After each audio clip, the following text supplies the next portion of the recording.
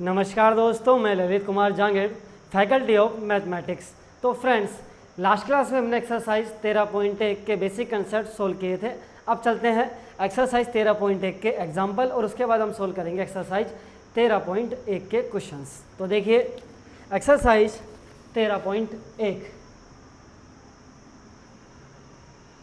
Example number first. तो देखिए friends, example number क्या है, सदिश ए सदिश equal to I cap minus 2j cap plus के कैप। ठीक है भाई। बी सदिश आपको दिया हुआ है -2i cap plus 4j cap plus 3k cap. ठीक है ना भाई। और सी सदिश आपको दिया हुआ है i cap minus 6j cap minus 7k cap. ठीक है भाई। चेक कर लेते हैं एक बार। ठीक है भाई, है ना। अब देखते हैं ना भाई, आपको करना है सदिश ए सदिश बी सदिश तथा सी सदिश का योगफल ज्ञात कीजिए, का योगफल ज्ञात कीजिए। तो देखिए कैसे करेंगे। सबसे पहले आपको ए बी सी और तीनों सदिश लिख लेने हैं। अब तीनों सदिशों का जो योगफल होगा कितना हो जाएगा, ए सदिश प्लस बी सदिश प्लस सी सदिश। तो देखिए friends, i cap minus 2j cap plus के cap plus -2i cap plus 4j cap plus 3k cap plus i cap minus 6j cap minus 7k cap. ठीक है भाई। तो ध्यान दीजिएगा फ्रेंड, जब भी सदिशों को जोड़ा जाता है तो आई कैप का घटक आई कैप में ही जुड़ेगा, जे कैप में जुड़ेगा और के कैप में। तो देखिएगा आई कैप और आई कैप कितने हो जाएंगे, 2i कैप कितने हो जाएंगे फ्रेंड्स, प्लस के 2 और माइनस के 2, प्लस के 2i कैप और माइनस के 2i कैप दोनों कैंसिल आउट हो गए, कितना आ जाएगा 0i कैप। ठीक है। -2j cap plus 4j cap minus 6, 6 और 2 8, 8 में 4 गए तो माइनस के 4j कैप, 3 और 1 4, 4 में से 7 जाएंगे तो फ्रेंड्स कितने बचेंगे -3k कैप। तो आपके पास जो आंसर आएगा वो आ जाएगा -4j कैप माइनस के 3k कैप। और ध्यान दीजिएगा फ्रेंड्स, बुक में इस एग्जाम्पल के आंसर गलत दिए हुए हैं। कैसे दिए हुए हैं कि ABC की वैल्यू ठीक है दे दी है, उसके बाद आपको 3k कैप को यहाँ पे 5k लिख दिया गया है। ठीक है ना। और भी इसमें भी कुछ चेंज किया गया है। तो इस कुछ किताब के आंसर इस क्वेश्चन के गलत है। ठीक है ना भैया, आपको ये आंसर उतारने यही सही है। अब चलते हैं नेक्स्ट एग्जाम्पल की ओर, तो उतार लीजिएगा।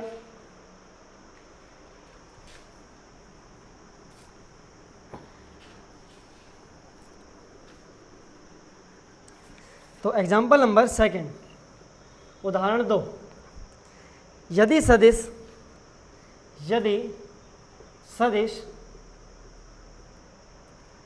ए सदिश equal to xi cap plus 2j cap plus zk cap. ठीक है ना भाई। और बी सदिश 2i cap plus yj cap plus k cap समान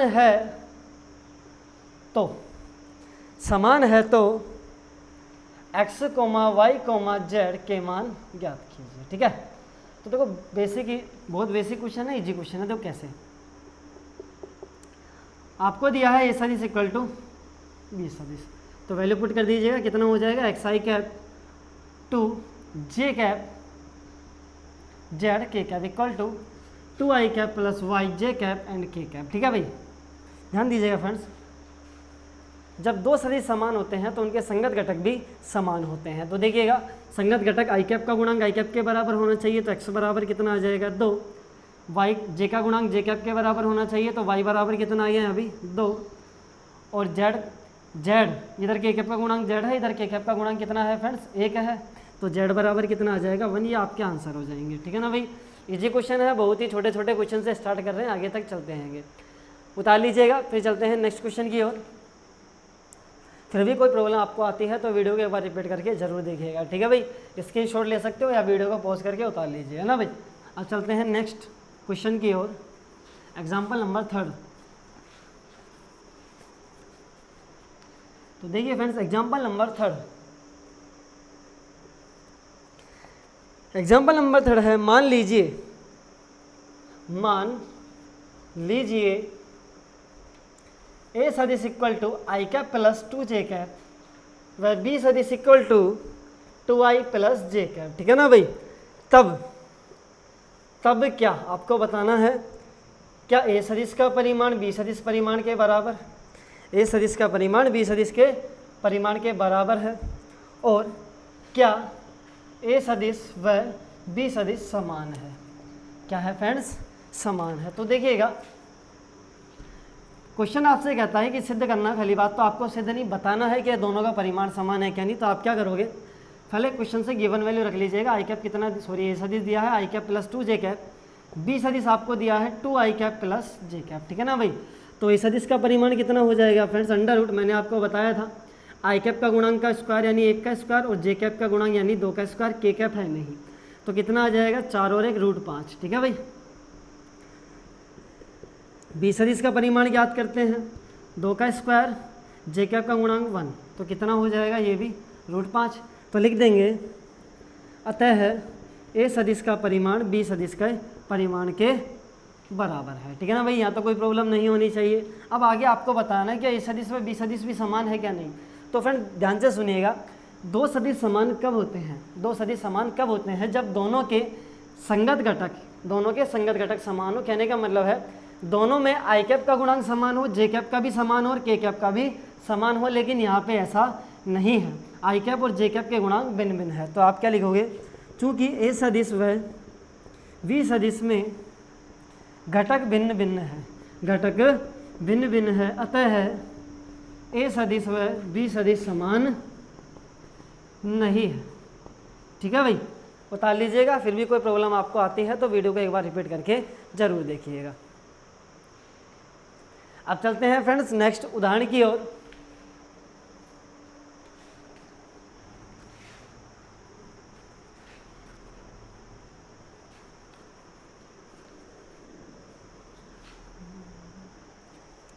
तो फ्रेंड एग्जाम्पल नंबर फोर्थ है सदिश ए सदिश equal to 2i cap plus 3 J cap plus के कैप, ठीक है भाई। के अनुदेश मात्रक सदिश ज्ञात कीजिए, ठीक है ना भाई। तो देखिएगा सबसे पहले लिख लेते हैं गिवन है ए सदिश। तो फ्रेंड्स मैंने आपको बताया था मात्रक सदिश जिसे हम कहते हैं इकाई सदिश, ठीक है भाई।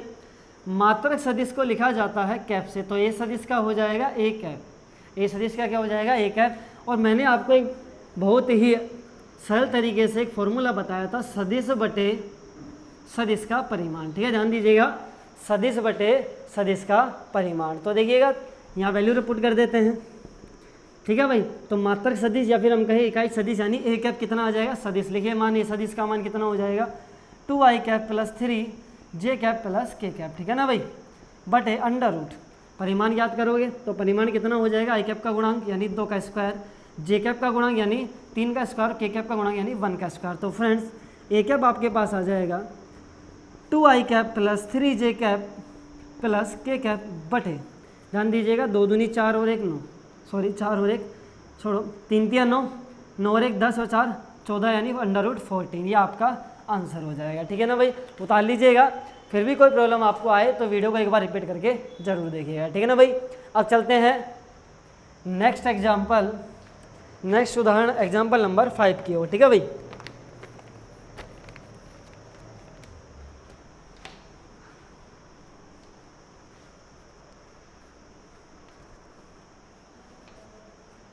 तो फ्रेंड्स एग्जाम्पल नंबर 5 क्या है भाई, सदिश ए सदिश equal to I cap minus 2 J cap के अनुदेश एक ऐसा सदिश ज्ञात कीजिए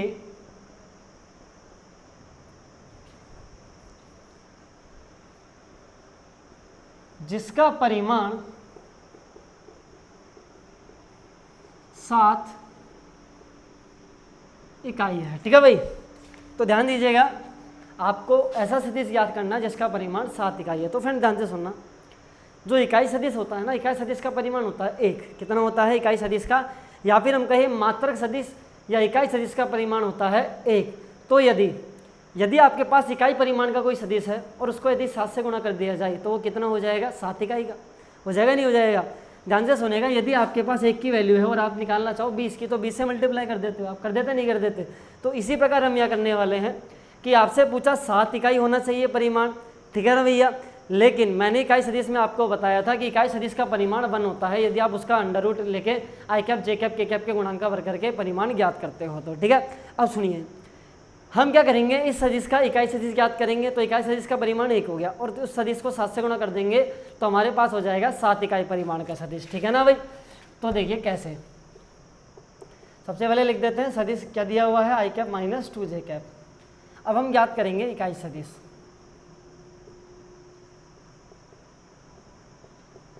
इकाई सदिश यानी एक है सदिश बटे सदिश का परिमाण। ठीक है ना भाई, आपको फॉर्मूला हमेशा लिखना है, फॉर्मूले का जितना प्रयोग कर सको उतना कीजिए ताकि अच्छे से याद हो जाए। ठीक है ना, अब सदिश लिख देते हैं आई कैप माइनस 2 जे कैप, और ये सदिश का परिमाण कितना हो जाएगा फ्रेंड्स, आई कैप के गुणांक का स्क्वायर प्लस जे कैप के गुणांक का स्क्वायर। आई कैप माइनस 2 जे कैप, ध्यान दीजिएगा 2 दूनी 4 और 1 5 हो जाएगा, तो अंडर रूट 5। अब एक बात और, आपने क्या ज्ञात किया, इकाई परिमाण का सदिश यानी इकाई सदिश।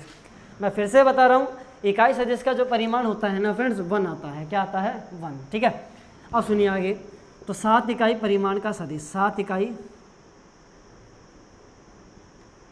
परिमाण का सदिश कितना हो जाएगा, 7 गुणा 1 है, क्योंकि इकाई परिमाण को जब 7 से गुणा करेंगे तो 7 परिमाण हो जाएगा। फिर हम गए 7 इकाई परिमाण, तो 7 आई कैप माइनस 2 जे कैप बटे अंडर रूट 5, ये आपका फाइनल आंसर हो जाएगा।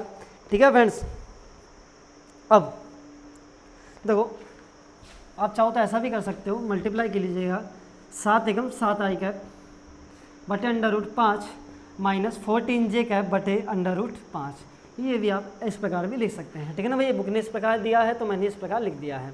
अब चलते हैं नेक्स्ट एग्जाम्पल, नेक्स्ट की ओर, तो आप उतार लीजिएगा फ्रेंड्स।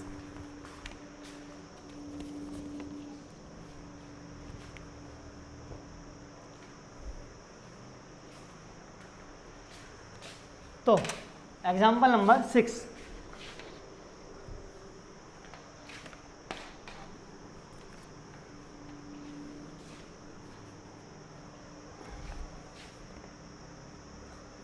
तो फिर एग्जाम्पल नंबर 6 या फिर हम कहें उदाहरण नंबर 6।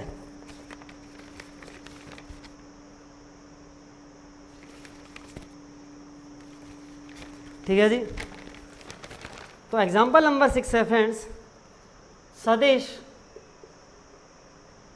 ए सदिश इक्वल टू सदिश ए सदिश equal to 2 I cap plus 2 J cap minus K 5 के कैप। ठीक है भाई, बी सदिश equal to 2 I cap plus J cap plus 3 K cap. ठीक है भाई, आपसे क्या कह रहा है, सदिश ए सदिश व बी सदिश के योगफल के अनुदेश मात्रक सदिश या फिर मैं कहूं इकाई सदिश ज्ञात कीजिएगा। ठीक है ना भाई, तो देखिए कैसे याद करेंगे, सुनिए पहले प्रश्न को समझते हैं। प्रश्न क्या पूछना चाह रहा है, आपको 2 सदिश दे दिए और आपसे बोला दोनों का योगफल के अनुदिश। इसका मतलब है कि दोनों का योगफल करो और उसी योगफल के अकॉर्डिंग, उस योगफल के दिशा में आप एक इकाई सदिश ज्ञात कीजिए। ठीक है, तो देखते हैं, लिख देते हैं, दिया गया है या गिवन वैल्यू आपको जो दी है, ये सदिश equal to 2 I cap plus 2 J cap minus 5 के कैप। ठीक है ना भाई, बी सदिश आपको दिया हुआ है 2 आई cap plus J cap plus 3 K cap. ठीक है ना भाई, कोई प्रॉब्लम नहीं होनी चाहिए। अब दोनों का कर लेते हैं योगफल, ए सदिश प्लस बी सदिश कितना हो जाएगा। देखो आई कैप मैंने आपको बोला था, आई कैप में आई कैप, जे कैप में जे कैप और के कैप में के कैप, समान घटक में समान घटक जुड़ेगा भाई। 2 और 2 4 आई कैप 3 जे कैप, 5 में से 3 जाएगा तो माइनस के 2 के कैप। ठीक है ना भाई, अब देखिएगा योगफल आपसे पूछा गया, योगफल के अनुदिश मात्रक सदिश। और मैं आपको बता चुका हूँ, ठीक है ना भाई, कि जब भी आपको इकाई सदिश याद करना है तो क्या करना है, सदिश लिखा, सदिश लिख दिया, आपका सदिश है ए सदिश प्लस बी सदिश, तो सदिश बटे सदिश का परिमाण, ठीक है भाई, सदिश बटे सदिश का परिमाण, ठीक है। परिमाण के लिए क्या काम में लेते हैं, मॉडुलस को, ठीक है। अब सुनिए, वैल्यू पुट कीजिएगा, ए सदिश प्लस बी सदिश कितना है, 4i cap plus 3j cap minus 2k cap, ठीक है ना भाई। अंडर रूट परिमाण जब लेंगे 4 का स्क्वायर 3 का स्क्वायर माइनस 2 का स्क्वायर कितना हो जाएगा, चेक करते हैं, 4i cap plus 3j cap minus 2k cap, ठीक है ना। तो देखिए फ्रेंड्स कितना हो जाएगा, 16 और 9 25 और 4 29, यानी अंडर रूट 29, ये आपका फाइनल आंसर हो जाएगा। फिर भी कोई प्रॉब्लम आपको आती है तो वीडियो को एक बार रिपीट करके जरूर देखिएगा, ठीक है ना भाई। आगे चलते हैं नेक्स्ट क्वेश्चन की ओर, उतार लीजिएगा। तो फ्रेंड्स नेक्स्ट है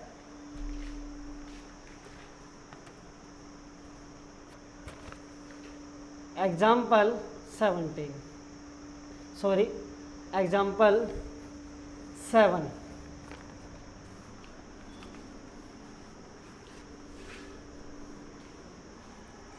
और फ्रेंड जब भी आप एक्सरसाइज सोल्व करें आरबीएससी बुक को साथ में लेके बैठे, ठीक है ना भैया।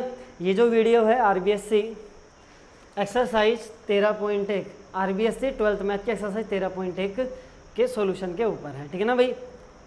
तो अब चलते हैं उदाहरण नंबर 7 की ओर, एग्जाम्पल नंबर 7।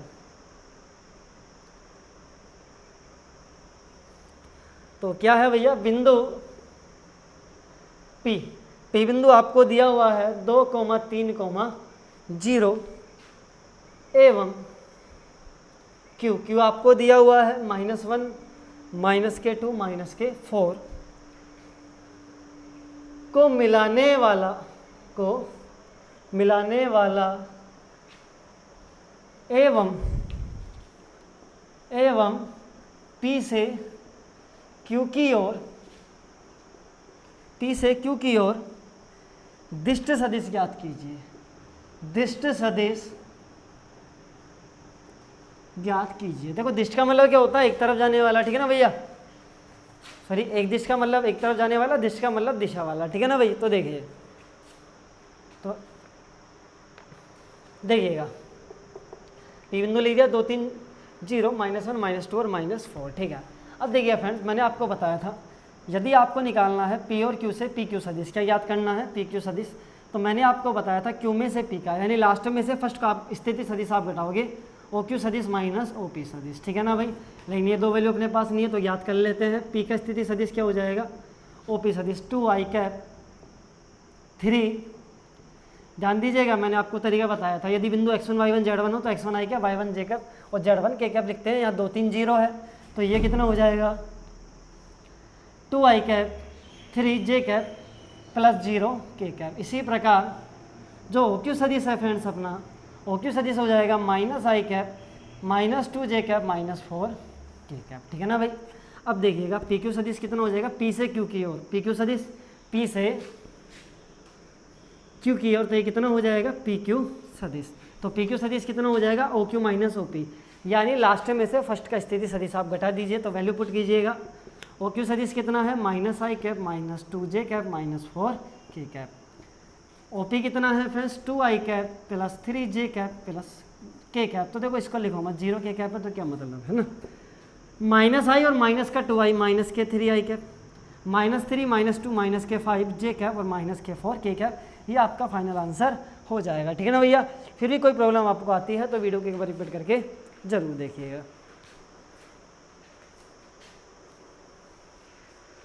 तो फ्रेंड्स अब चलते हैं एग्जाम्पल नंबर 8 की ओर।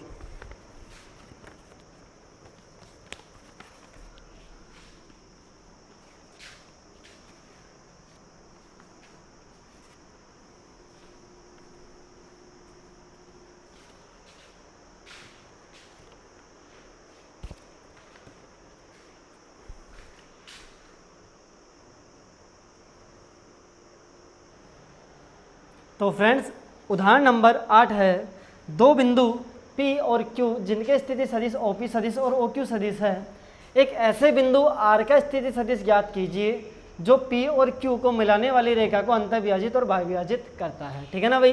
तो देखिएगा एक बार हम समझते हैं पूछा क्या जा रहा है ना भाई। माने P बिंदु हो गया और ये Q बिंदु हो गया, ये यहाँ से यहाँ तक हो जाएगा OP सदिश और यहाँ से यहाँ तक हो गया OQ सदिश और OP सदिश। अब P और Q को मिलाने वाली रेखा को कोई बिंदु R है, ठीक है, एक बार तो अंतःविभाजित करता है, दूसरी बार बाह्यविभाजित करता है, तो बिंदु R का आपको स्थिति सदिश R सदिश ज्ञात करना है। ठीक है भाई।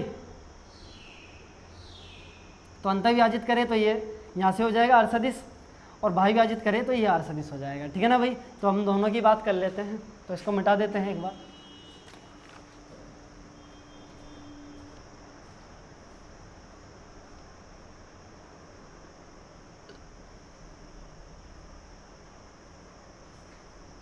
तो देखिएगा P और Q, P से Q तक एक बार तो अंतःविभाजित करना और एक बार बाह्यविभाजित करना है। मैंने आपको सूत्र भी ज्ञात किया था हमने इसके ना भाई, अंतःविभाजित और बाह्यविभाजित का, तो उसी हिसाब से हम चलते चलेंगे। तो देखिएगा सबसे पहले OP सदिश 3A सदिश माइनस 2B सदिश और OQ सदिश कितना हो जाएगा फ्रेंड्स, A सदिश प्लस B सदिश। ठीक है भाई। तो M अनुपात N आपको दिया हुआ है 2:1, 2:1। ठीक है ना। अब क्या कह रहा है अंतःविभाजित, तो पहले हम बात करते हैं अंतःविभाजित। अंतःविभाजित करने वाले बिंदु कैपिटल R का स्थिति सदिश कितना हो जाएगा, मैंने आपको बताया था R सदिश इक्वल टू MB सदिश प्लस के NA सदिश बटे M प्लस N। लेकिन यहाँ पे एक बात ध्यान देने वाली है कि यहाँ A और B की जगह कितना है OP और OQ, तो हम A की जगह तो लिख देंगे OP सदिश और ठीक है भाई, और B की जगह लिख देंगे OQ सदिश। ठीक है भाई। तो वैल्यू पुट कर दीजिएगा और जो भी आंसर है लिख दीजिएगा। तो देखिए M कितना है 2 और OQ कितना है फ्रेंड्स, OQ आपके पास है A सदिश प्लस B सदिश प्लस इसी प्रकार N कितना है 1 और ये हो जाएगा 3A माइनस 2B सदिश बटे M प्लस N यानी 2 + 1।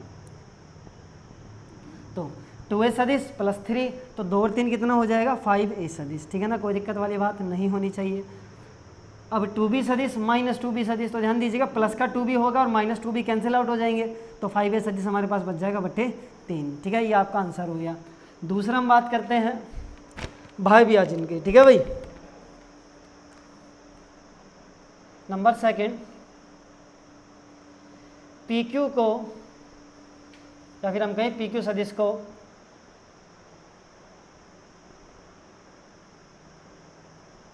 बाह्यविभाजित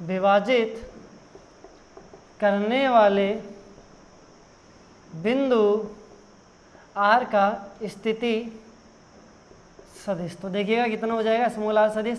बाह्यविभाजन में मैंने आपको बताया था माइनस लग जाता है और B की जगह हमारे पास क्या है OQ माइनस n OP सदिश बटे M माइनस n। ठीक है भाई। तो देखिएगा M कितना है 2, OQ कितना हो जाएगा फ्रेंड्स A सदिश प्लस B सदिश माइनस n 1 हो जाएगा 3A सदिश माइनस 2B सदिश 2 माइनस 1। तो आपके पास लास्ट में आंसर आ जाएगा 2 एकम 2 माइनस का 3 2 में से गया तो माइनस का A सदिश बचेगा। ठीक है भाई। 2B सदिश और माइनस माइनस प्लस यानी 4B सदिश, ये आपका फाइनल आंसर हो जाएगा। फिर भी कोई प्रॉब्लम आपको आती है तो वीडियो को एक बार रिपीट करके जरूर देखिएगा। ठीक है ना भैया। अब चलते हैं नेक्स्ट एग्जाम्पल या फिर हम कहें नेक्स्ट क्वेश्चन की ओर। नेक्स्ट एग्जाम्पल है एग्जाम्पल 9 और इसके बाद हम स्टार्ट करेंगे एक्सरसाइज 13.1 का सॉल्यूशन। ठीक है ना।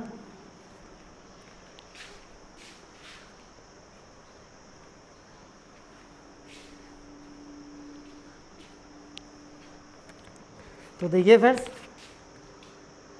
एग्जाम्पल 9 क्या कह रहा है ये, दर्शाइए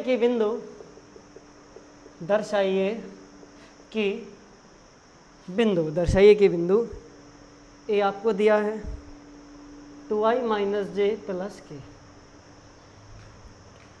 बी आपको दिया हुआ है i cap minus 3 J cap minus 5 के कैप, और सी सदिश आपको दिया हुआ है, सॉरी बिंदु सी आपको दिया हुआ है 3 आई कैप माइनस 4 जे कैप माइनस 4 के कैप। ठीक है भाई, एक समकोण त्रिभुज के शीर्ष है। ठीक है भैया, तो देखो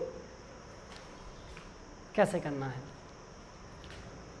तो आप क्या करो, आपको 3 शीर्ष दिए हैं और आपको पता लगाना है कि भाई तीनों शीर्षों से समकोण त्रिभुज बन रहा है कि नहीं बन रहा। तो देखो हम यहाँ 2 काम करने वाले हैं। 2 काम कौन कौन से? सबसे पहला हम तीनों शीर्षों से, जो आपके पास शीर्ष है ना ABC, इनसे भुजा ज्ञात करेंगे। ठीक है, AB BC और AC। ठीक है, जब भुजा ज्ञात हो जाएगी ना फ्रेंड्स, तो आप भुजा में ये देखोगे कि त्रिभुज नियम लग रहा है कि नहीं लग रहा। यदि त्रिभुज नियम लगता है तो हम कह सकते हैं कि भाई ये तीनों भुजाओं से या तीनों शीर्षों से एक त्रिभुज का निर्माण होगा। दूसरा, फिर आपको सिद्ध करना है कि ये समकोण त्रिभुज है क्या नहीं। तो आप क्या करोगे, पाइथागोरस प्रमेय यदि प्रूव हो जाती है तो हम कह देंगे भैया ये समकोण त्रिभुज है। ठीक है ना भाई, तो देखिएगा जरा, सबसे पहले हम ज्ञात करते हैं AB सदिश, भुजा AB, भुजा BC और भुजा CA या AC, जो भी आप लिखना चाहो, है ना। तो AB सदिश कितना हो जाएगा, B माइनस A। कितना हो जाएगा, B माइनस A, तो घटा के लिख देते हैं। I में से 2i गया तो कितना बचेगा, माइनस आई कैप। माइनस 3 में से माइनस जे गया तो माइनस 2 जे कैप। माइनस 5 में से माइनस क्या गया तो माइनस 6 के कैप। ठीक है ना भैया। इसी प्रकार BC में क्या हो जाएगा, C minus B, C minus B, तो C में से B को घटाया, 3 में से गया तो 2i कैप। माइनस 4 में से, C में से हम B को घटा रहे हैं, माइनस 4 में से 3 गया तो कितना हो जाएगा, माइनस जे कैप। और माइनस 4 में से 5 गया तो कितना हो जाएगा फ्रेंड्स, प्लस का के कैप। इसी प्रकार A में से C को घटाना है, या फिर आप AB ABC AC CA जो भी आप लिखना चाहो लिख देते हैं। चलो AC कर देते हैं त्रिभुज नियम से। ठीक है ना भाई। तो देखिए फ्रेंड्स, जब AC याद करेंगे, CA याद करें तो A में से C को घटाइएगा, 2 में से 3 गया तो कितना बचेगा फ्रेंड्स, 2 में से 3 गया, सॉरी AC सदिश हमको याद करना है। देखिए क्यों, ये भी हो गया, ये BC हो गया, तो ये कितना होता है त्रिभुज नियम में, दोनों भुजा एक तरफ है AB BC, और A से लेकर C तक एक तीसरी भुजा विपरीत क्रम में जाती है, बताया था ना मैंने। तो A से C की और आपको AC याद करना है। तो AC सदिश C माइनस A हो जाएगा। 3 में से 2 गया तो फ्रेंड्स कितना बचेगा, I कैप। 4 में से 1 गया तो कितना बचेगा फ्रेंड्स, माइनस 3 जे कैप। और 4 में से प्लस के गया तो माइनस 5 के कैप। ठीक है ना भाई, यहाँ तक कोई दिक्कत वाली बात नहीं है। अब आप लिखोगे चूँकि, आप देख सकते हैं जो AC सदिश है उसका वो आता है AB सदिश और BC सदिश के योग के बराबर। आप चेक कर सकते हैं, 2 और 1 प्लस 1 बचेगा माइनस 3 और माइनस के 5 के कैप। ठीक है ना। तो त्रिभुज नियम